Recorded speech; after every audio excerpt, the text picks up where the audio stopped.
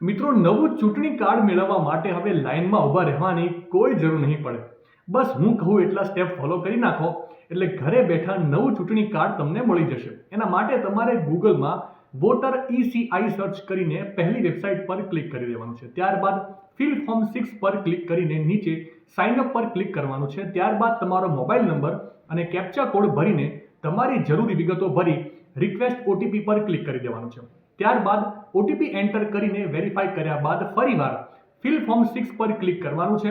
Mobile number અને captcha code ભરીને ફરીથી વેરીફાઈ કરી દેવાનું છે. ત્યારબાદ ફિલ ફોર્મ 6 માં તમારું રાજ્ય, જિલ્લો, વિધાનસભા કેન્દ્ર અને ત્યાં જરૂરી અન્ય વિગતો ભરીને તમારો ફોટોગ્રાફ અને આધાર કાર્ડ અપલોડ કરીને સબમિટ કરી દેવાનું છે. 15 થી 30 દિવસમાં તમારું નવું ચૂંટણી કાર્ડ પોસ્ટ મારફતે મફતમાં તમારા ઘરે આવી જશે. પ્રોસેસ સમજવામાં સમસ્યા લાગે તો કેપ્શનમાં બધા જ સ્ટેપ આપેલા છે એ ફોલો કરી લેજો.